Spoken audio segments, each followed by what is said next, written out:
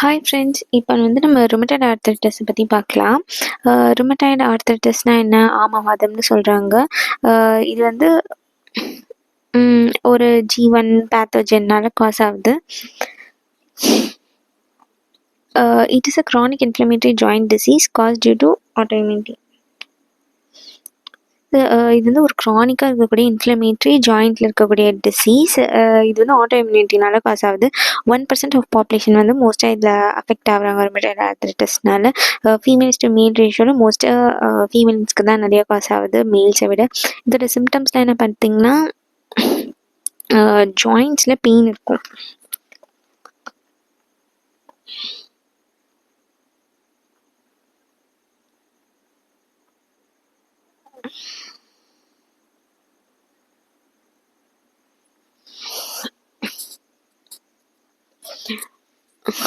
இதோட சிம்டம்ஸ்லாம் என்னென்னு பார்த்தீங்கன்னா ஆல் இன்ஃப்ளமேஷன் ஆர்த்ரைட்டிஸ் ப்ரெசென்ட். சிம்டம்ஸ்லாம் என்னென்னு பார்த்தீங்கன்னா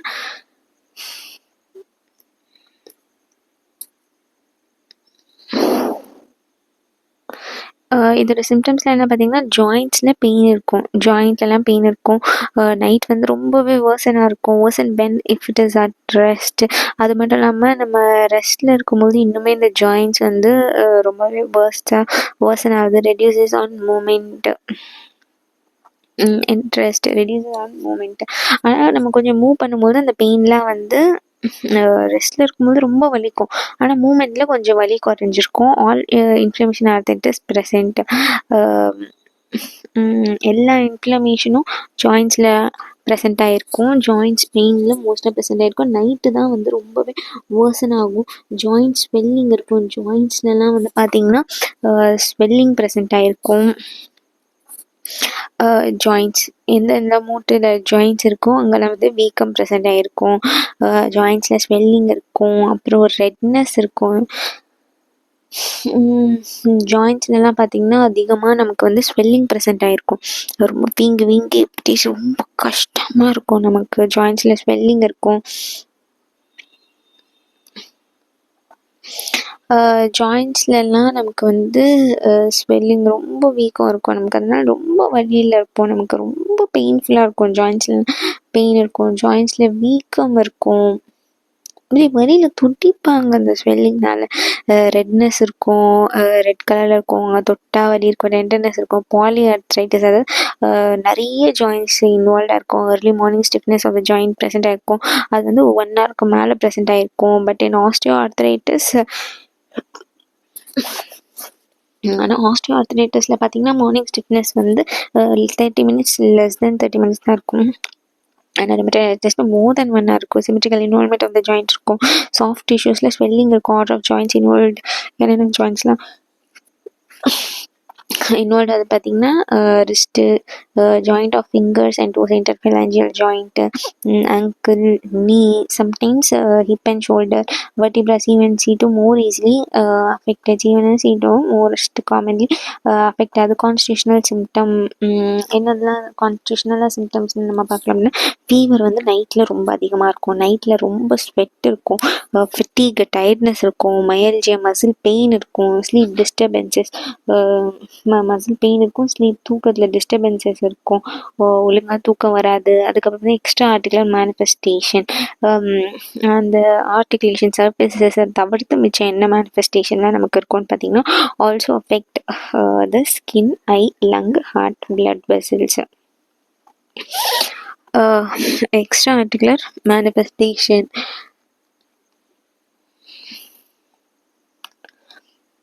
எக்ஸ்ட்ரா ஆர்டிகுலர் மேனிஃபெஸ்டேஷன் அதெல்லாம் என்னென்னு பார்த்தீங்கன்னா எக்ஸ்ட்ராவாக நமக்கு எங்கெல்லாம் ஆர்டிகுலேஷனில் மேனிஃபெஸ்டேஷன் ப்ரெசென்ட் ஆகிருக்குன்னா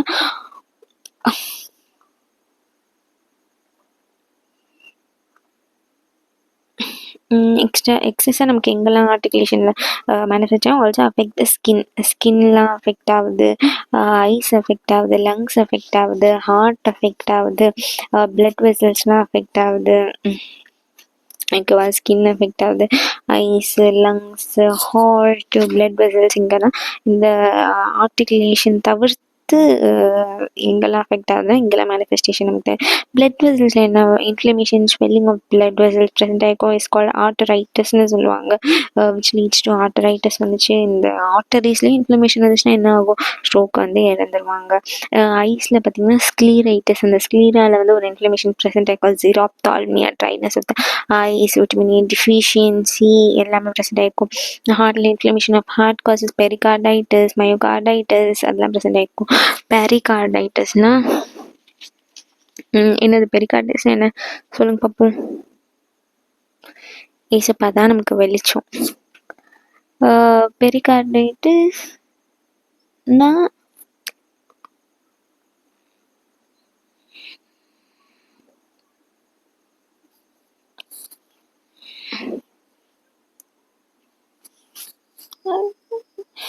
ஹார்ட்டில் பார்த்தீங்கன்னா இன்ஃப்ளமேஷன் ஆஃப் ஹார்ட்.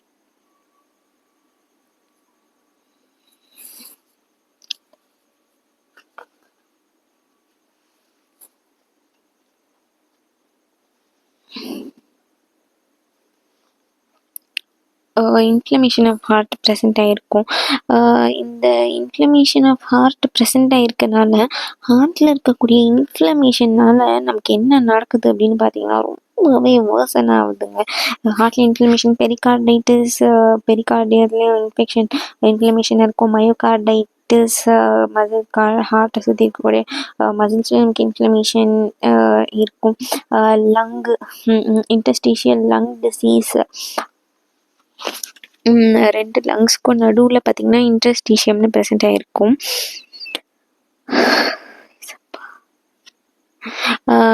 அங்கே இன்டர்ஸ்டீஷியல் லங் டிசீஸ்னு நமக்கு ப்ரெசென்ட் ஆகிருக்கும். ப்ரோங்கா எக்ஸ்டாசிஸ், ப்ளூரல் எஃப்யூஷன்.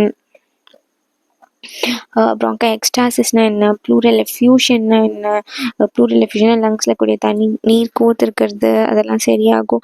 ப்ரோங்கி எக்ஸ்டாசிஸ் ப்ரோங்காயில் இருக்கக்கூடிய இதெல்லாம் நமக்கு வந்து சரியாகும். எக்ஸ்டாசிஸ்லையும் interstitial lung disease, bronchiectasis ப்ரோங்கியாவில் இருக்கக்கூடிய எக்ஸ்டாசிஸும் நமக்கு சரியாகும். ப்ளூரல் எஃப்யூஷன் லங்ஸில் தண்ணி தேங்கியிருக்கும். ஸ்கின் பர்பியூராக ப்ரெசென்ட் ஆகிருக்கும். ஸ்கின் அல்சர்ஸ் ப்ரெசென்ட் ஆகிருக்கும். ஜெரோஸ்டோமியா, ட்ரைனஸ் ஆஃப் மவுத் இருக்கும், மவுத்லாம் ட்ரைனஸ் இருக்கும். Carpal tunnel syndrome due to the soft tissue and bony erosions. Carpal tunnel syndrome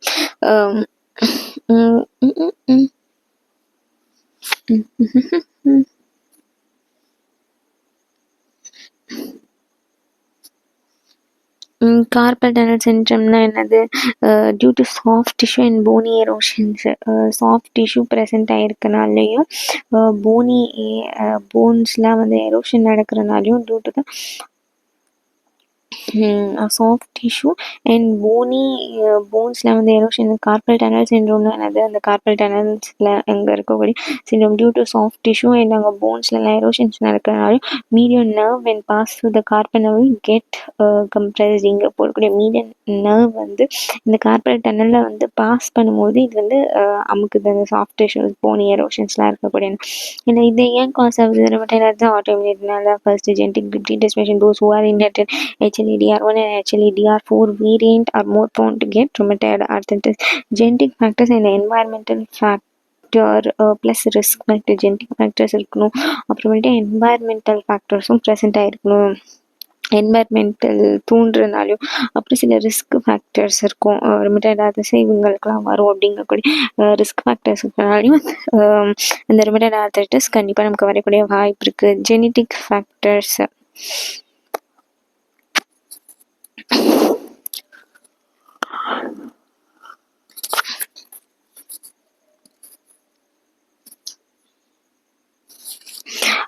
rheumatoid arthritis வந்து நமக்கு ப்ரெசென்ட் ஆகிருக்கு. ஜெனடிக் ஃபேக்டர்ஸில் என்னென்ன, HLA-DR1 HLA-DR4 போத் ப்ரெசென்ட் ஆகிருக்கு. என்வரன்மெண்டல் ஃபேக்டர்ஸில் என்ன, எக்ஸ்போஷர் டு பொல்யூஷன்.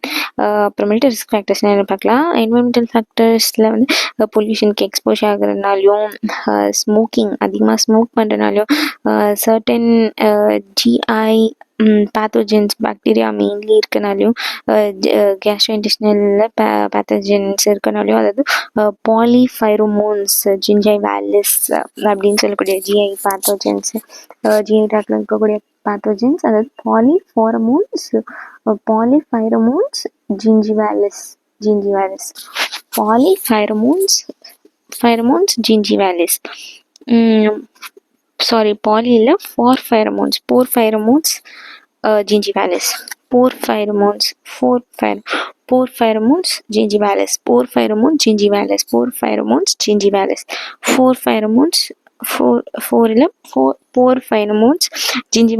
சொல்லக்கூடிய பேத்தோஜன்ஸ் ப்ரெசென்ட் ஆயிருக்கனாலையும் நமக்கு வந்து அங்கே வந்து ஜிஞ்சிவைட்டிஸ்ன்னு சொல்லக்கூடிய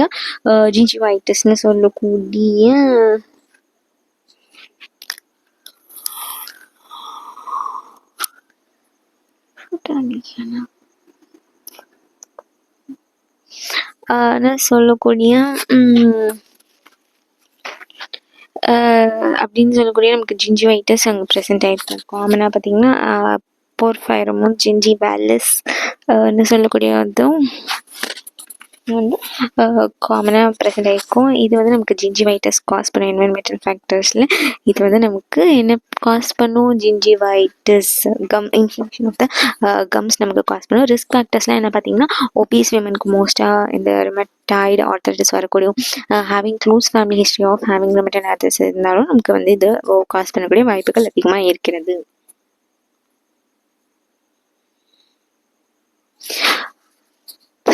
நெக்ஸ்ட் பார்த்தீங்கன்னா 3 factors mainly environmental factor cause a condition called as citrulination. ஒரு 3 ஃபேக்டர்ஸ் மெயின்லி அது வந்து என்விரான்மெண்டல் ஃபேக்டர்ஸாக இருக்கக்கூடியது நமக்கு வந்து cause condition called as environmental ஃபேக்டர்ஸ்னால் என்னென்னு நமக்கு பார்த்தோம். போன இதில் பார்த்தோமே, என்விரான்மெண்டல் ஃபேக்டர்ஸ்னால் என்னது? Especially pollution, smoking, GI pathogens தான் என்விரான்மெண்டல் ஃபேக்டர்ஸ். அதுலேயும் வந்து முக்கியமாக பார்த்திங்கன்னா இந்த 3 ஃபேக்டர்ஸ் மெயின்லி இந்த environmental factors cause a condition called citrullination. இது வந்து ஒரு கண்டிஷன் காஸ் பண்ணுது. என்ன கண்டிஷன்? சிட்ருலினேஷன். அதை பற்றி நம்ம டீட்டெயிலாக பார்க்கலாம். ப்ரோட்டீன், இந்த என்விரான்மெண்டல் ஃபேக்டர்ஸ் முக்கியமாக இப்போ சிட்ருலினேஷன் ஒரு கண்டிஷனை ஃபார்ம் பண்ணுது. இந்த pollution, smoking and GI pathogens. இதில் வந்து ப்ரோட்டீன்ஸ்னால் என்ன அப்படின்னு நம்ம பார்க்கலாம். Type 2 collagen proteins present in articular கார்டிலேஜஸில் வந்து இந்த டைப் 2 கொலஜன் ப்ரோட்டீன்ஸ் வந்து ப்ரெசென்ட் ஆயிருக்கு. விமென்டின்னு சொல்கிறது responsible for maintaining the size and shape of செல்லை இந்த ப்ரோட்டீன் மெயின்டைன் பண்ணுறதுக்கு ஹெல்ப் பண்ணுது. அமினோ ஆசிட் ஆர்ஜினின் ப்ரெசென்ட் இந்த அபவ் 2 ப்ரோட்டீன்ஸ். இந்த 2 ப்ரோட்டீன்ஸ்லேயும் அமினோ ஆசிட் ஆர்ஜின்ங்கிறது இப்போ அமினோ ஆசிட் ஆர்ஜினின்ங்கிற அமினோ ஆசிட்ஸ் வந்து ப்ரெசென்ட் ஆயிருக்கு இந்த 2 ப்ரோட்டீன்ஸ்ல. இது வந்து ஆர் கன்வெர்டட் இன்டு இந்த அமினோ ஆசிட்ஸ்லாம் என்னவா கன்வெர்டட் ஆகுதுன்னா சிட்ருலினா கன்வெர்ட் ஆகுது. எப்படின்னா இப்போ இந்த ரிமூவல் ஆஃப் அமினோ குரூப்பை வந்து நம்ம ரிமூவ் பண்ணுறதுனால அந்த அமினோ ஆசிட்லேருந்து அமினோ குரூப்பை ரிமூவ் பண்ண உடனே நமக்கு வந்து சிட்ருலின் ஃபார்ம் ஆகுது அந்த அர்ஜினின்லேருந்து. திஸ் இஸ் கால்டு, இந்த ப்ராசஸை தான் நம்ம வந்து சிட்ருலினேஷன்னு சொல்கிறோம். அமினோ குரூப் இப்படி நார்மலாக ஆர்டிகுலர் கார்டிலேஜஸ்லேருந்து அமினோ குரூப் ஆச்சுன்னா நார்மல் அந்த ப்ரோட்டீன்ஸ் வந்து அங்கே ஒழுங்காக ஷேப்பு அதை ஃபார்ம் பண்ணாமல் ஒரு அங்கே டிஸ்ஃபங்க்ஷன்ஸ் ஆகுது. திஸ் ஒரு அங்கே வந்து ஒரு நார்மல் செயலிருந்து ஒரு மாற்றம் நடக்குது. இதனால நம்ம சென்ஸ் அஃபெக்ட் ஆகி நமக்கு இந்த ருமட்டாய்டு ஆர்த்தரைட்டிஸ் காஸ் ஆகுது. This citrullinated protein considered as foreign body antigens by the immune system. இந்த citrullinated protein considered as foreign body. இந்த இப்படி சிட்ருலினேட்டடான ப்ரோட்டீனை வந்து நம்ம பாடி வந்து ஒரு ஃபாரின் பாடி, நம்ம இம்யூன் சிஸ்டம் வந்து ஒரு ஃபாரின் பாடி ஆன்டிஜன் நினச்சி அட்டாக் பண்ண போகுது. அங்கே இந்த actually DR1 and DR2 positive individual has defective immune system. அப்படி இதெல்லாம் வந்து ப்ரீடிஸ்பொசிஷனாக இருக்கவங்களுக்கு நார்மலாக நடந்துகிட்டே இருக்கும். இது வந்து அவங்களுக்கு இம்யூன் சிஸ்டமும் டிஃபெக்டிவாக இருக்கும். Due to the presence of actually DR1 and DR4 in individual, the body is unable to differentiate the citrulinated protein and other foreign antigens. Hence it is considered as foreign body which triggers autoimmune reaction. இவங்களுக்கு இருக்கிறதுக்கு ஒழுங்காக புரிஞ்சிக்க முடியாது. இந்த மாதிரி jeans இருக்கவங்களுக்கு ஒரு differentiation கிடைக்கும். அதனால் போய் ரெண்டுத்தையுமே அட்டாக் பண்ணி சாப்பிட்டு சிட்ருலினேட்டட் ப்ரோட்டீன் இல்லைன்னா ஆன்டிஜென்னு சொல்லக்கூடியது என்ன பண்ணணும்னு நம்ம பார்க்கலாம். சிட்ருலினேட்டட் ப்ரோட்டீன் இல்லைன்னா இந்த ஆன்டிஜன் வந்து ஏபிஜி ஆன்டிஜன் ப்ரெசென்டிங் செல்ஸை வந்து இந்த ஆன்டிஜன் ப்ரெசென்டிங் செல்ஸ் வந்து இந்த ஆன்டிஜனை இந்த CD4 ஹெல்ப்பர் செல்ஸ்க்கு வந்து ப்ரெசென்ட் ஆகும். இப்படி ப்ரெசென்ட் பண்ணுறதுனால என்ன ஆகும்னா இது வந்து இன்டர்ன் பி லிம்போசைட்ஸை ஆக்டிவேட் பண்ணும். இதனால ஆன்டிபாடிஸை இதனால என்ன பண்ணுது, ஆன்டிபாடிஸ்லாம் செக்ரீட் இதனால ஆன்டிபாடிஸ்லாம் செக்ரீட் பண்ணுது. எதுக்கு அகெயின்ஸ்டாக, ஆன்டிஜென்ஸ்க்கு ஆன்டிபாடிஸ் ப்ரொடியூஸ் பண்ணி அது வந்து போய் அங்கே இன்ஃப்ளமேஷன் அட்டாக் பண்ணி சைனோவியல் மெம்பரேனை இன்ஃப்ளமேஷன் பண்ணி சைனோவியல் மெம்பரேனால சைனோவைட்டிஸ் நமக்கு காஸ் ஆகுது.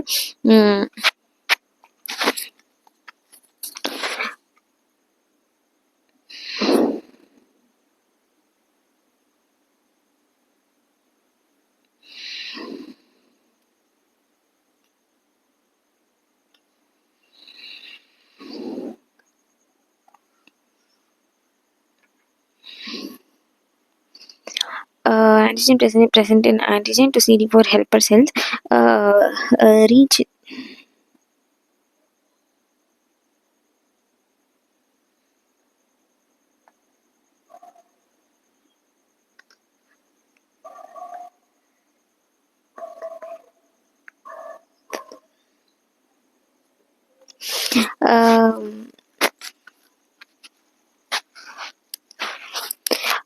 Reach joint. இந்த CD4 ஹெல்ப்பர் செல்ஸ் வந்து அந்த ஜாயிண்ட்டை ரீச் பண்ணி செக்ரேட் சைட்டோகைன்ஸ்.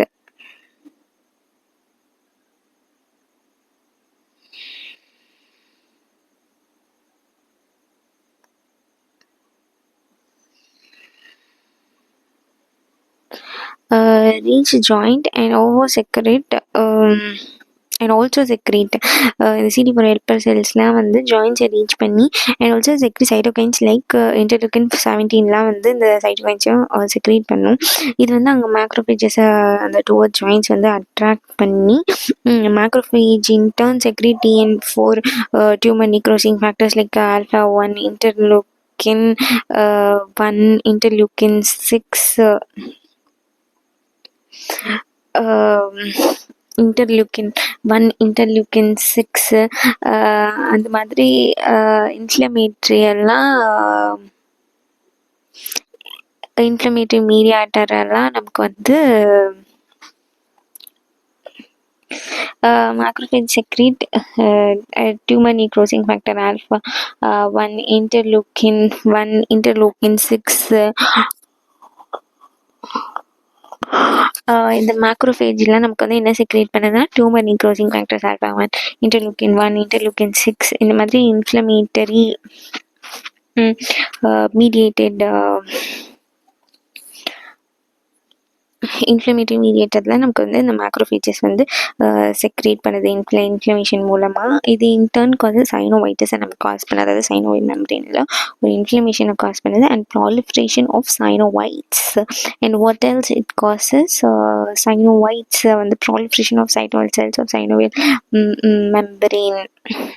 அங்கே வந்து ஒரு synovitis inflammation of the synovial membrane proliferation of synoviocytes. அங்கே வந்து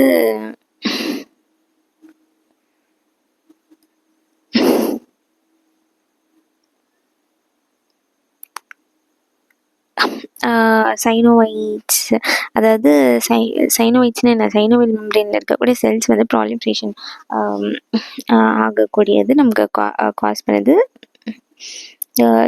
நெக்ஸ்ட் என்ன நடக்குது நமக்கு அப்படின்னு பார்த்தோம்னா பூஸ்ட் இந்த சைனோவியல் மெம்பரேன்லாம் வந்து அங்கே ப்ராலிஃபரேஷன் ஆகுறதுனால boost osteoclastic activity cause bone erosion. Synovial membrane இது பண்ணுறதுனால போன்ஸ் எரோஷன் அங்கே வந்து நிறைய காஸ் ஆகுது. செக்ரேட் ப்ரோட்டீசஸ் இதனால அங்கே வந்து ப்ரோட்டீசஸ்லாம் செக்ரேட் ஆகி break down articular cartilage of joint bone erosion இருக்குது. அந்த ஆர்டிகல் கார்டிலேஜஸும் அங்கே நமக்கு வந்து பிரேக் டவுன் ஆகி ரொம்ப டேமேஜை காஸ் பண்ணுது. பேனஸ் ஃபார்மேஷன் என்னென்னு பார்க்கலாம். Diagnostic criteria of rheumatoid arthritis.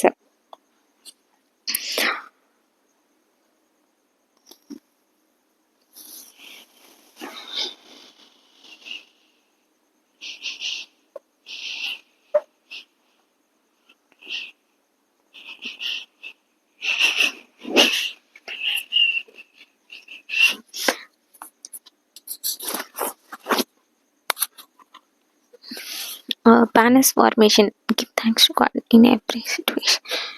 Panis formation என்ன அப்படின்னு பார்த்தீங்கன்னா diagnostic criteria of rheumatoid arthritis தான் நமக்கு இந்த பேனஸ் ஃபார்மேஷன்னு சொல்லக்கூடியது. இது வந்து இந்த ருமட்டட் ஆர்த்ரைட்டிஸ் முக்கியமாக இந்த டிசீஸ் இருக்குன்னு டயக்னாஸ் பண்ணி கண்டுபிடிக்கக்கூடியது இந்த பேனஸ் ஃபார்மேஷன். அதாவது ஹைப்பர்ட்ராஃபீடு சைனோவியல் மெம்பரேன், ரொம்பவே ஹைப்பர்ட்ராஃபீடாக இருக்கக்கூடிய சைனோவியல் மெம்பரேன் ரொம்ப அதிகமாக செக்ரேட் ஆகி அப்படி பெருசாக இருந்துச்சு பேனஸ் ஃபார்மேஷனில் அப்படின்னா, are inflamed synovial membrane with granulation tissue is called பேனஸ்னு சொல்லுவாங்க. சைனோவியல் மெம்பரேன் ரொம்ப இன்ஃப்ளமேஷன் ஆகி ரொம்ப ஹைப்பர்ட்ராஃபிடாக இல்லை பெருசாகவோ இன்ஃப்ளேம் ஆகி கிரானுலேஷன் டிஷ்யூன்னு பேனஸ்னு சொல்கிறாங்க. இதனால் அங்கே போனி எரேஷன்ஸ் ஆகி ஒழுங்கான ஆர்ட்லேஜ் cartilage destruction spread throughout the joint. இது பார்த்திங்கன்னா நமக்கு வந்து இது நமக்கு பார்த்திங்கன்னா அந்த இந்த பேனஸ் வந்து அந்த ஜாயிண்ட் முழுக்கவா ஸ்ப்ரெட் ஆகிருக்கு. இதனால் பார்த்திங்கன்னா போன்லாம் அங்கே டிஸ்ட்ரக்ட் ஆகுது, ஆர்டிகல் கார்ட்லேஜ் டிஸ்ட்ரக்ட் ஆகுது, சாஃப்ட் டிஷ்யூ நியர் போன் ஜாயிண்ட்லாம் டிஸ்ட்ரக்ட் ஆகுது. இதனால் மோஸ்ட்டாக போனி எரோஷன் நமக்கு போனி எரேஷன் அங்கே காசாகுது. பேனஸ் ஃபார்மேஷன் தான் ரொம்பவே இம்பார்ட்டண்ட்டாக இருக்குது. இதில் நமக்கு டிஃபார்மிட்டிஸ் ஆஃப் ருமட்டட் ஆர்த்ரைட்டிஸ் பார்க்கலாம். Okay Jesus, let's do it. Rheumatoid arthritis முடிக்க இன்னும் கொஞ்சம் தான் இருக்குது. ருமட்டட் ஆர்த்ரைட்டிஸில் ப்ளஸ் நீங்கள் பார்த்தீங்கன்னா என்னென்ன டிஃபார்மிட்டிஸ்லாம் இருக்குது ருமட்டட் ஆர்த்ரைட்டிஸில் ஆல்ரெடி ஹேண்டில் பார்த்தீங்கன்னா ரேடியல்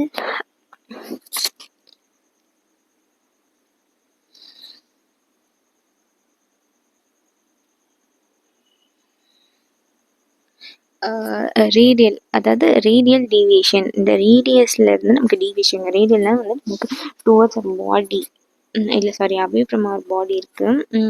அந்த ரேடியல் வந்து டீவியேட்டடாக நமக்கு ப்ரெசென்ட் ஆகிருக்கு. அந்த ரிஸ்ட் ஜாயிண்ட் வந்து டீவியேட்டடாக இருக்கும்.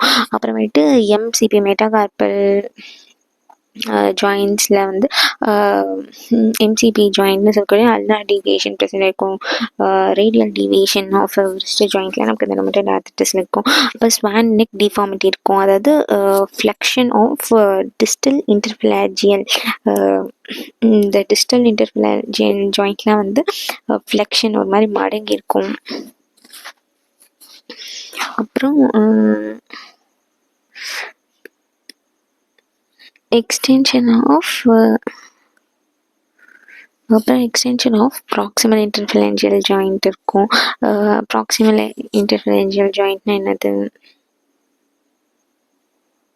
கிட்டக்கா இருக்கக்கூடியது எக்ஸ்டென்ஷன், இது வந்து ஃப்ளெக்ஷன் இப்படி இருக்கும். Extension flexion of distal interphalangeal flexion of proximal interphalangeal joint extension ஆகவும் நமக்கு ப்ரெசென்ட் ஆகிருக்கும். அப்புறமேட்டு புட்டீனியஸ் டிஃபார்மிட்டின்னு சொல்லக்கூடியதும் ப்ரெசென்ட் ஆகிருக்கும். அதாவது ரிவர்ஸ் ஆஃப் ஸ்பேன் நெக் தான் வந்து boutonniere deformity. Extension of distal interphalangeal joint. Boutonniere deformity reverse of swan neck அப்படியே டிஃபார்ம் இருக்கும். Extension of distal phalangeal joint இருக்கும் and flexion of proximal interphalangeal joint இருக்கும்.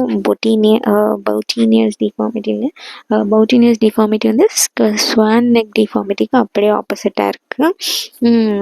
Reverse of swan neck deformity. Z deformity of தம்பும் நமக்கு present ஆகிருக்கு. Z deformity of தம்புனா என்னது?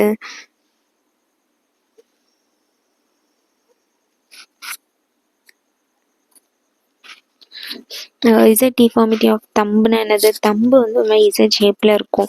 பவுட்டீனியஸ் swan neck, Z deformity, radial deviation, ulnar deviation, இதெல்லாமே வந்து deformities of rheumatoid arthritis. Flexion of metacarpal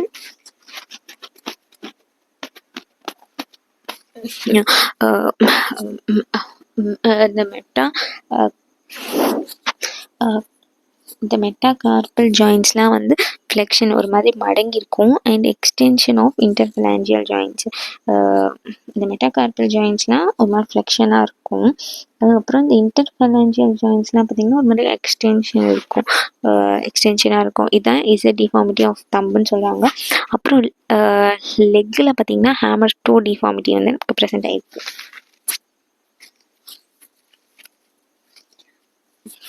அப்புறம் லெக்கில் பார்த்திங்கன்னா hammer to deformity present ஆயிருக்கு.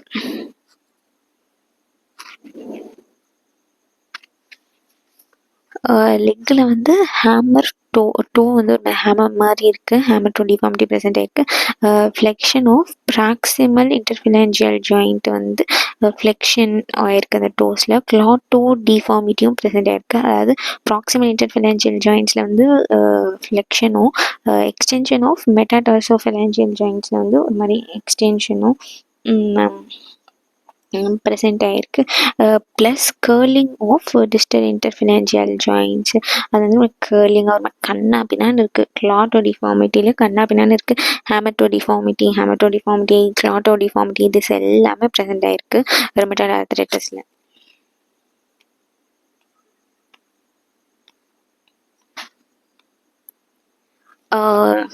Next friends நம்ம வந்து இப்போ ட்ரீட்மெண்ட் பார்க்கலாம். ட்ரீட்மெண்ட் என்னன்னு பார்த்தீங்கன்னா, இதோட ட்ரீட்மெண்ட் என்னென்னு பார்த்தீங்கன்னா, இந்த ருமட்டாய்டு ஆர்த்ரைட்டிஸ் விஏகேவியில் வாத அண்ட் பித்தா அஃபெக்டடு.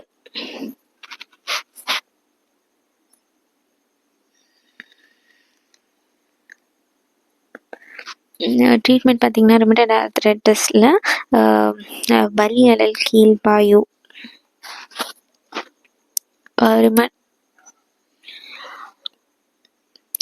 ட்ரீட்மெண்ட் பார்த்தீங்கன்னா ருமட்டாய்டு ஆர்த்ரைட்டிஸ், அதாவது வலி அழல் கீழ்வாயின்னு சொல்லக்கூடியது, வாதா அண்ட் பித்தா ரெண்டுமே இதில் அஃபெக்ட் ஆகிருக்கும். So first line of choice என்னென்னா கைப்பு தான் கொடுக்குறது. இந்த ஆர்த்ரைட்டிஸ்னாலே மோஸ்ட்டாக கைப்பு கொடுத்தா நம்ம சரி பண்ணணும். ஏன்னா கைப்பு கொடுத்தா இன்ஃப்ளமேஷனை குறைக்கும்.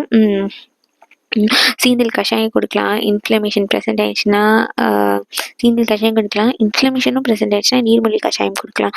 பர்கேஷன் கொடுக்கலாம். சூரணம், நிலவேம்பு சூரணம் தரலாம் பர்கேட்டிவாக. அப்புறம் சிவத்தை சூரணமும் நம்ம தரலாம். டைஜஷனை கரெக்ட் பண்ணுறதுக்கு சீரக சூரணம் தந்து டைஜஷனை கரெக்ட் பண்ணலாம். டைஜஷனை மோஸ்ட்டாக கரெக்ட் பண்ணோனாலே நம்ம சீரக சூரணம் தான் தரணும். அப்புறம் எக்ஸ்டர்னல் டிபிசி பற்று போடலாம். இது very important for rheumatoid arthritis. Don't put உஷ்ணமான பற்றோ ஆர் ஆயில், ஒரு உஷ்ணத்தை இன்க்ரீஸ் பண்ணக்கூடிய பற்றோ இல்லை ஆயிலோ நம்ம வந்து அப்ளைவே பண்ணக்கூடாது. உஷ்ணத்தை அதிகப்படுத்திடும் பித்தத்தை. ஆம நிலை மாறிய பின் இதை கொடுக்கவும். செகண்ட் ஃபேஸ் ஆம நிலை மாறிய பின் செகண்ட் ஃபேஸை மாறின பிறகு இதெல்லாம் கொடுக்கலாம். கொஞ்சம் ஹீட்லாம் போயிடுச்சு அப்படின்னா நம்ம சிட்ராமுட்டி தைலம், பிண்ட தைலம், கேட்டு ஆயில், சிட்ராமுட்டி மடக்கு தைலம், இதெல்லாம் சிட்ராமுட்டி மடக்கு தைலம் இன்டர்னலாக கொடுக்கலாம். இன்டர்னலாக எதுக்கு நம்ம சிட்ராமுட்டி மடக்கு தைலம் கொடுக்கலான்னா, அந்த ஜாயின்ட்ஸ் வந்து ரீஜென்ரேட் ஆகி நல்லா சரியாகிறதுக்கு. எதெல்லாம் அவாய்ட் பண்ணணும்னு பார்க்கலாம். புளிப்பு, காரம், உப்பு, கிழங்கு வகைகள் எல்லாத்தையும் அவாய்ட் பண்ணும். நான்வெஜ் முக்கியமாக எக்கு சாப்பிட்றது அவாய்ட் பண்ணும். ப்ரோட்டீன் ரிச் டயட்டில் நம்ம வந்து சேர்க்கக்கூடாது. ஏன்னா அந்த ஆட்டோ இம்யூனிட்டியை ட்ரிகர் பண்ணி நல்லா வேலை செய்ய வைக்கும். அதனால இப்போ ஆயில்ஸ் எல்லாம் வந்து ரொம்ப கம்மி பண்ணிக்கணும். இன்வெஸ்டிகேஷன் என்ன மாதிரிலாம் நம்ம இன்வெஸ்டிகேட் பண்ணலாம். ஃபஸ்ட்டு ஆரியோ ஃபேக்டர் இருக்கான்னு நம்ம செக் பண்ணணும். அப்புறம் ஏசிசிபி அப்படின்னு சொல்லக்கூடியது ஆன்டிசைக்ளிக் சிட்ரிலினேட்டட் பெப்டைடு, ஏசிசிபின்னு சொல்லக்கூடிய ஆன்டிசைக்ளிக் சிட்ரிலினேட்டட் பெப்டைடு இருக்கான்னு நம்ம செக் பண்ணோம். ஆரியோ ஃபேக்டர் ஆன்டிசைக்ளிக் சிட்ரிலினேட்டட் பெப்டைடு இருக்கான்னு நம்ம செக் பண்ணோம். இஎஸ்ஆர் ஆன்டிசைக்ளிக் சிட்ரிலேட்டட் பெப்டைடு இருக்கான்னு நம்ம செக் பண்ணணும். ஆரியோ ஃபேக்டர் இன்வெஸ்டிகேட் பண்ணி பார்க்கும்போது நம்ம வந்து இன்வெஸ்டிகேட் பண்ணி பார்க்கணும். இது இருக்கா அப்படின்னா ஆரியோ ஃபேக்டர் இருக்கான்னு செக் பண்ணணும். ஆரியோ ஃபேக்டர் இல்லைன்னு நமக்கு ஆரியோ ஃபேக்டர் இருக்கா, ஏசிசிபி இந்த ஆன்டிசைக்ளிக் சிட்ரிலேட்டட் பெப்டைடு இருக்கான்னு செக் பண்ணுவோம். அப்புறம் இஎஸ்ஆர் லெவல்னா சொல்லக்கூடிய இஎஸ்ஆர் லெவலில் எரித்ரோசைட் செடிமெண்டேஷன் ரேட் வந்து அங்கே இன்க்ரீஸ் ஆகிருக்கும். சீக்கிரமாக ரெட் பிளட் செல்ஸ்லாம் செடிமெண்ட் ஆகிடும். டியூ டு அந்த செல்ஸ் வந்து அரேஞ்ச்மெண்ட்னால, ரோலெக்ஸ் ஃபார்மேஷனால, எரித்ரோசைட் செடிமெண்டேஷன் ரேட் இன்க்ரீஸ்டாக இருக்கா, இஎஸ்ஆர் லெவல்ஸ் எப்படி இருக்குன்னு நம்ம வந்து இன்வெஸ்டிகேஷனில் பார்க்கலாம்.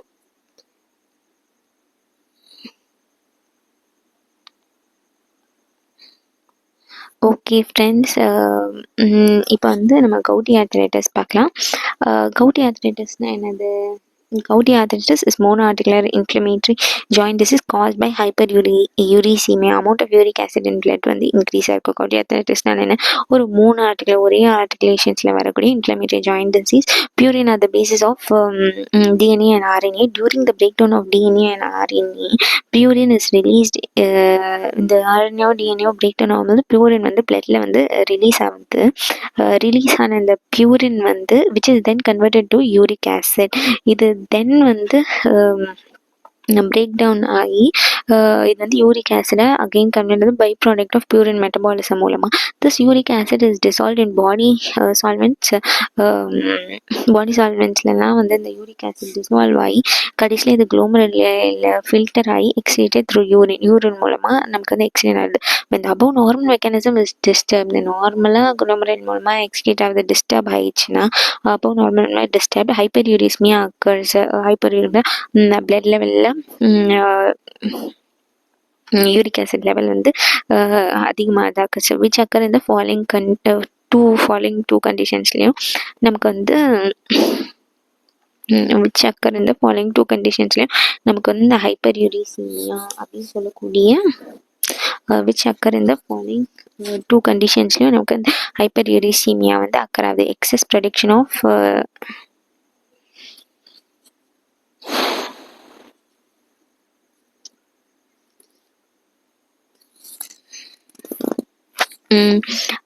excess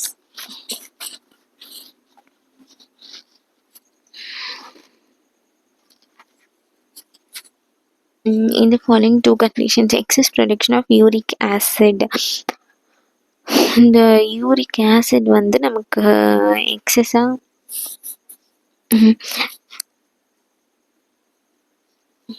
இந்த யூரிக் ஆசிட் வந்து நமக்கு எக்ஸஸாக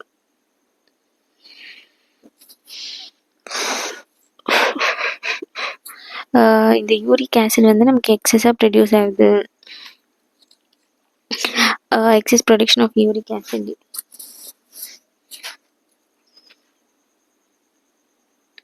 ஜீசஸ்.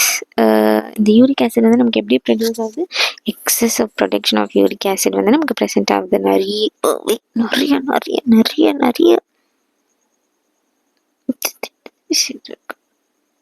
சரி சாரி. இந்த யூரிக் ஆசிட் இந்த யூரிக் ஆசிட் வந்து இந்த யூரிக் ஆசிட் வந்து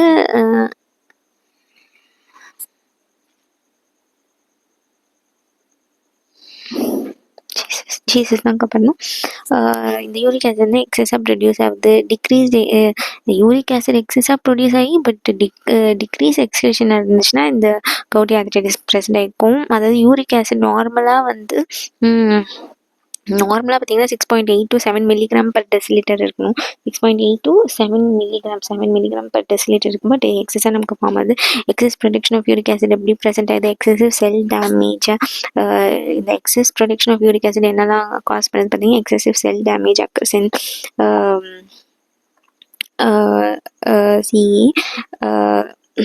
due to the cytotoxicity effect of radiation occurs in the excessive cell damage வந்து கேன்சரை காஸ் பண்ணக்கூடியது. இந்த சைட்டோடாக்சிசிட்டி எஃபெக்ட் ஆஃப் ரேடியேஷன் அண்ட் கீமோதெரப்பியில் வந்து நார்மல் அண்ட் கேன்சர் செல்ஸ் எல்லாம் வந்து ரொம்பவே பாதிக்குது.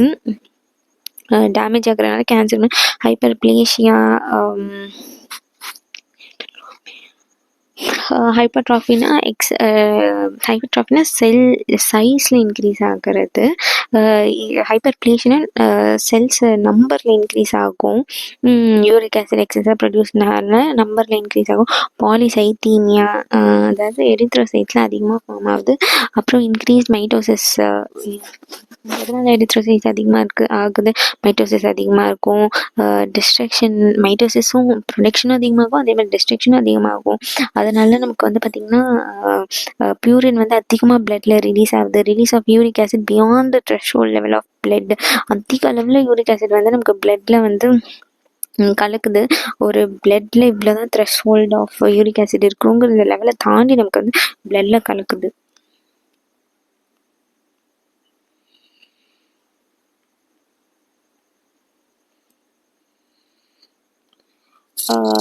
நெக்ஸ்ட் பார்த்தீங்கன்னா நெக்ஸ்ட் டாபிக் வந்து நமக்கு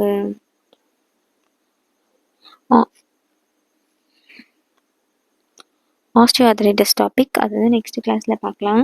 இந்த கவுட்டி ஆர்த்ரைட்டிஸ் மட்டும் முடிச்சிடலாம். இன்னும் ஒரு 3 பேஜஸ் தான் இருக்குது. Decreased excretion of uric acid இருக்குது. Inability to excrete uric acid. Decrease excretion of uric ஆசிட்னா என்னது? Inability to excrete uric acid. நம்மளால வந்து யூரிக் ஆசிடை வந்து decrease excretion of uric acid. inability to excrete uric acid. நம்மளால uric ஆசிடை வந்து எக்ஸ்கிரீட்டே பண்ண முடியாது. அப்படி பண்ண முடியாதனால என்ன ஆகுது? கிட்னி டிசீசஸ்லாம் வருது. டிக்ரீஸ் எக்ஸ்கிரீஷன் ஆஃப் யூரிக் ஆசிட்னால inability to excrete uric acid. Decrease excretion of uric acid. நம்ம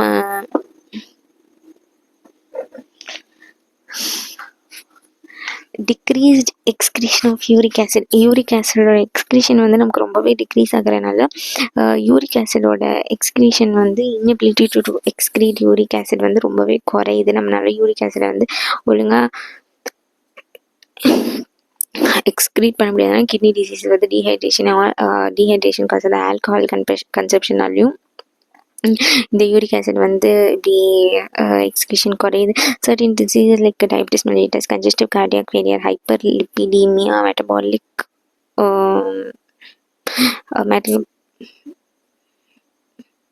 மெட்டபாலிக் எக்ஸ் சிண்ட்ரோம்ஸ் இதனாலையும் நமக்கு வந்து decreased excretion of uric acid வந்து காஸ் ஆகுது. என்னென்ன ட்ரக்ஸ் லைக் பார்த்திங்கன்னா ஆஸ்பிரின்ங்கிற ட்ரக்கு, அதர் என்எஸ்ஏ ஐடிஎஸ்ன்னு சொல்லக்கூடிய drugs interfere with uric acid excretion. இந்த மாதிரி ட்ரக்ஸ்லாம் பார்த்திங்கன்னா இந்த ஆஸ்பிரின் அண்ட் அதர் என்எஸ்ஏ ஐடிஎஸ்லாம் வந்து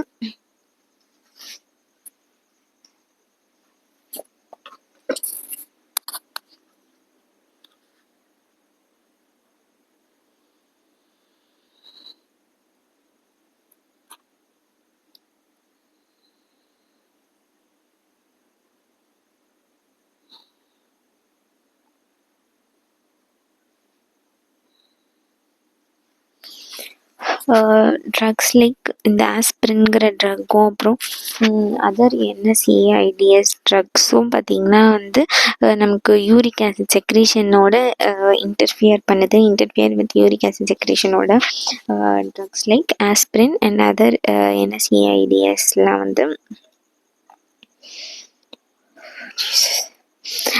ட்ரக்ஸ் லைக் ஆஸ்பிரினும் அந்த அதர் என்எஸ்ஏ ஐடிஸ்லாம் அது வந்து யூரிக் ஆசிட் செக்ரேஷன் வந்து இன்டர்ஃபியர் பண்ணி ஒழுங்காக எக்ஸ்கிரீட் பண்ணாமல் விடுது. தயசைடு, டயூரிட்டிக், நிறைய யூரின் போக வைக்கும் அது.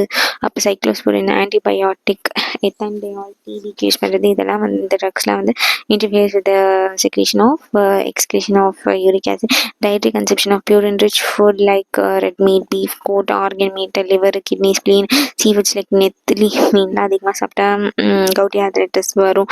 அப்புறம் soda, sugar, sweet and beverages.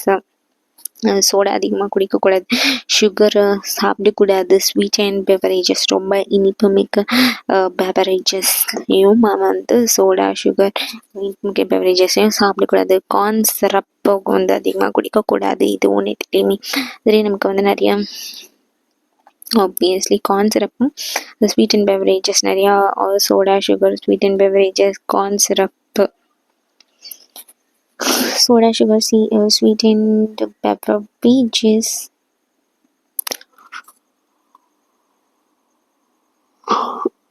sweetened beverages, அப்புறம் corn syrup,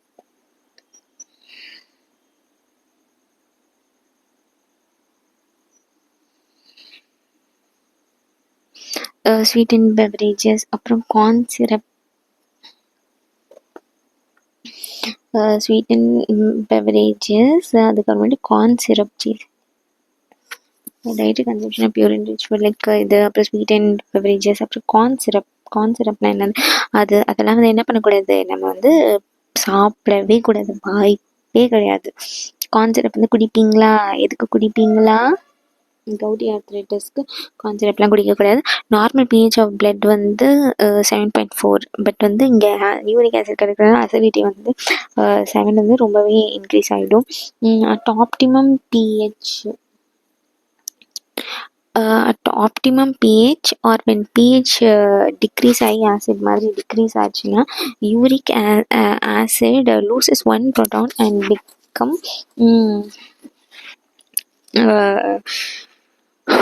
urate ions. Urate ions combine with sodium and form crystals called monosodium urate acid. This crystals get deposited in the tendons, earlobe, per se, டோஃபினா என்ன, அப்புறம் toffee cos பண்ணும். டோஃபினா deposition of this crystals under skin and joint is called tophi. This is the characteristic feature of gouty arthritis. Obviously உங்களுக்கு புரிஞ்சுக்கோன்னு நினைக்கிறேன். Genetic condition Lesch நைகன் சிண்ட்ரோம்னு சொல்லக்கூடிய இந்த genetic condition deficiency of enzyme HPRT, அதாவது இந்த என்சைம்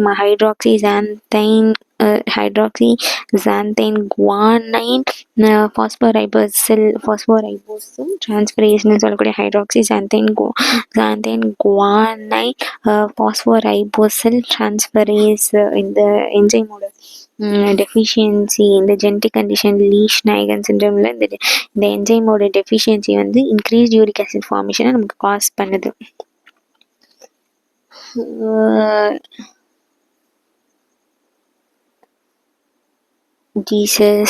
நமக்கு வந்து இது மூலமாக பார்த்தீங்கன்னா யூரிக் ஆசிட் ஃபார்மேஷன் வந்து இந்த என்சைமோட டெஃபிஷியன்சி, இந்த ஜெனட்டிக் கண்டிஷனில் இந்த என்சைமோட டெஃபிஷியன்சினால நமக்கு யூரிக் ஆசிட் ஃபார்மேஷன் அதிகமாக இருக்குது. இதோட சிம்டம்ஸில் என்ன பார்த்தீங்கன்னா மெட்டாடார்சோஃபலாஞ்சியல் ஜாயின்ஸில் எம்டிபி ஆஃப் கிரேட் டோ எல்லாம் அஃபெக்ட் ஆகுது. அதுக்கப்புறம் inflammation of metatarsophalangeal joint of great toe called podagra. அந்த மெட்டாடார்சோஃபலாஞ்சியல் ஜாயிண்ட் ஆஃப் முக்கியமாக இந்த கிரேட் டோ ஹேலக்ஸ்ன்னு சொல்லக்கூடிய கிரேட் டோவில் அஃபெக்ட் ஆச்சுன்னா அது பேர் பொடாக்ரான்னு சொல்கிறாங்க. இதெல்லாம் வந்து main symptoms for gouty arthritis.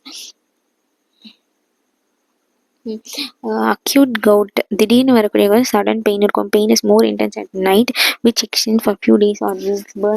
Burning sensation, swelling இருக்கும், ரெட்னஸ், பர்னிங் சென்சேஷன், அப்படி எரியிற சென்சேஷன் இருக்கும், ஸ்வெல்லிங் இருக்கும், வீக்கம் இருக்கும், அப்புறம் ரெட்னஸ் இருக்கும், டெண்டர்னஸ் தொட்டா வலிக்கும், வார்மாக இருக்கும். க்ரானிக் கவுட்னா என்னது, ரொம்ப நாள் கழிச்சு வருது. பாலி ஆர்த்ரைட்டிஸ் இன்வால்வ்மெண்ட் இருக்கும்.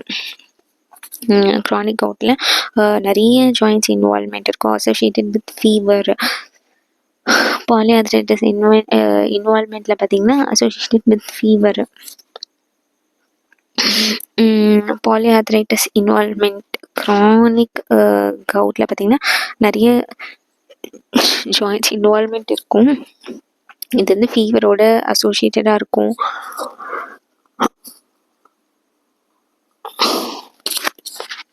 associated with fever, அப்புறம் ஃபெட்டிக், டயர்ட்னஸ் காஸ் பண்ணும். பாலிஆர்த்ரைட்டிஸ் இன்வால்வ் நிறைய ஜாயின்ட்ஸ் இன்வால்வ்மெண்ட்டில் ஃபீவரை இன்வால்வ் பண்ணும். Fatigue associated with fever, fatigue, tiredness cause பண்ணும் அந்த க்ரானிக் கவுட்டில். Repeated attack of gout leads to chronic gout. இந்த கவுட் வந்து ரிப்பீட்டடாக அட்டாக் ஆகுறனால நமக்கு வந்து க்ரானிக் கவுட் வந்து நமக்கு ஃபார்ம் ஆகுது.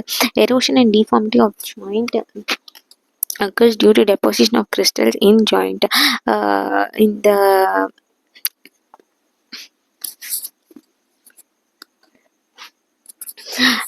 இந்த எரோஷன் ஒரு இந்த ஜாயிண்ட்டில் இருக்கக்கூடிய தேய்மானனாலையும் அங்கே ஒரு டிஃபார்மிட்டி ஒரு சேஞ்சஸ் நடக்கிறனாலையும் அக்கர்ஸ் டியூ டு ஏன் இந்த ஜாயிண்ட்டில் இப்படிலாம் பாதிப்பு நடக்குதுன்னா occurs due to deposition of crystals in joint. ஒரு கிறிஸ்டல் டெபாசிஷன் ஜாயிண்ட்டில் நடக்கிறனால தான் இல்லை நடக்குது. இந்த டெபாசிஷன் ஆஃப் கிறிஸ்டல்ஸ் இன் ஜாயிண்ட்ஸ்னால WBC macrophages rush towards joints. இங்கே கிறிஸ்டல்ஸ் இருக்கிறனால இதெல்லாம் அந்த கிறிஸ்டல்ஸை அழிக்கிறதுக்காக WBC மேக்ரோஃபேஜஸும் அந்த ஜாயின்ஸ் கிட்ட ரஷ் பண்ணுது டு டெஸ்ட்ராய் அந்த கிறிஸ்டல்ஸை டெஸ்ட்ராய் பண்ண. இதனால் ரிலீஸ் சைட்டோகைன்ஸ் இன்ஃப்ளமேட்டரி ரெஸ்பான்ஸு நடக்குது. அதாவது இன்ஃப்ளமேட்டரி வீக்கம் வலி அங்கே வந்து ஒரு வீக்கம் நடக்குது, அங்கே வலி ஏற்படுது. டயக்னோசிஸ் எப்படி நம்ம வந்து கண்டுபிடிக்கலாம் கவுட்டி ஆர்த்ரைட்டிஸ் இருக்கா இல்லையா அப்படின்னு பார்த்தீங்கன்னா increase level of uric acid in blood இருக்கும், CRPC ரியாக்டிவ் ப்ரோட்டீன் எலிவேட்டடாக இருக்கும், ESR எரித்ரோசைட் செடிமெண்டேஷன் ரேட் எலிவேட்டடாக இருக்கும்.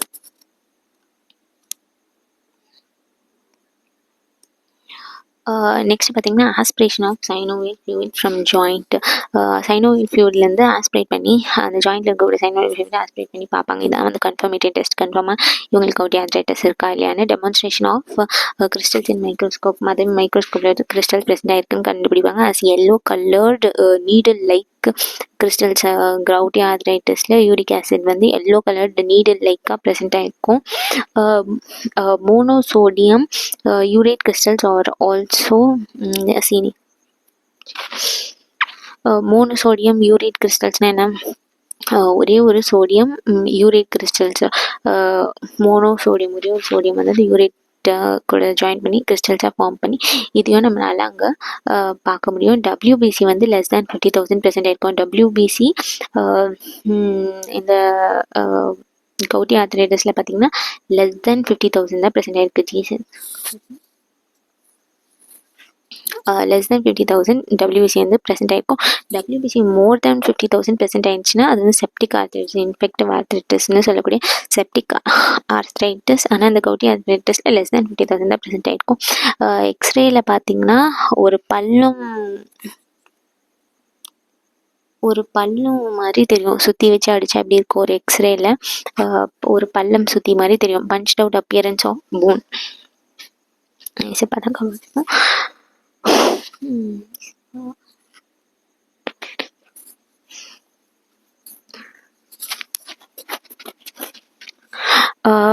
ஒரு பள்ளம் மாதிரி நமக்கு ஒரு பள்ளம் சுற்றி மாதிரி தெரியும். எக்ஸ்ரேயில் பார்த்தீங்கன்னா punched out appearance of bone இருக்கும். Punched out appearance of bone என்னது? எக்ஸ்ரேயில் ஒரு பள்ளம் சுற்றி punched out appearance of bone வந்து ஒரு குத்தி பஞ்ச்ட் அவுட் அப்பியரன்ஸ் இன்சைடில் ஒரு குத்தி எடுத்த மாதிரி இருக்கும். Surrounded by sclerosed margins. அதை சுற்றி பார்த்தீங்கன்னா ஸ்க்ளீரோஸ்டாக இருக்கும் margins with overhanging borders. அந்த பார்டர்ஸ்லாம் பார்த்தீங்கன்னா ஒரு மாதிரி ஓவர் ஹேங்கிங்காக இருக்கும். ரேட் பைட் அப்பியரன்ஸ் எது எலி கடிச்ச மாதிரி இருக்கும். ஆழமான புண், லைக் அந்த ரேட்டை பைட் பண்ணது ஒரு ஆழமான புண்ணு மாதிரி இருக்கும். Characteristic feature of gouty arthritis. இந்த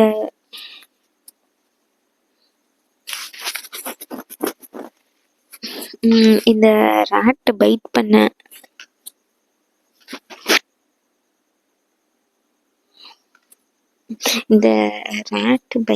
அப்பியரன்ஸ் எப்படி இருக்கும்னா ஒரு ஆழமான புண்ணு கடிச்ச மாதிரி இருக்கும்.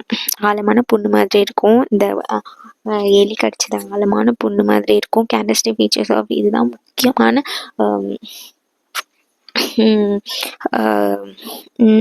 Punched out appearance of bone இருக்கும். ஒரு ரேட் பைட் லைக் அப்பியரன்ஸ் இருக்கும். ஆழமான புண்ணு like characteristic feature of gouty arthritis தான். இதுக்கு ட்ரீட்மெண்ட்லாம் பார்த்தீங்கன்னா ரிமட்டாய்டு ஆர்த்ரைட்டிஸ் மாதிரி தான். பித்தம் இருந்தால் அதை குறைக்கணும். சீந்தல் கஷாயம் கொடுக்கலாம். ஏனம் நிலவேம்பு குடிநீர் குடிக்கலாம். நீர்மூழ்கி குடிநீர் குடிக்கலாம். அப்புறம் டிபிசி பற்று போடலாம். செகண்ட் ஃபேஸில் வந்து கொஞ்சம் குறைஞ்ச பிறகு நம்ம வேணால் கேட்டோ ஆயில் கொடுக்கலாம். Keep always hydrated. எப்போவுமே தண்ணி குடித்து அந்த யூரிக் ஆசிட்லாம் வந்து குறைச்சிருங்க. Non veg, soda, sweet and beverages, alcohol இதெல்லாம் அவாய்ட் பண்ணணும். ஓகே ஃப்ரெண்ட்ஸ், நெக்ஸ்ட் கிளாஸில் ஆஸ்டியோ ஆர்த்ரைட்டிஸ் பற்றி பார்க்கலாம். நெக்ஸ்ட் கிளாஸில் ஆஸ்டியோ ஆர்த்ரைட்டிஸ் பற்றி பார்க்கலாம். இது வரைக்கும் வாட்ச் பண்ணதுக்காக ரொம்ப தேங்க்ஸ் ஃபார் வாட்சிங். பாய்.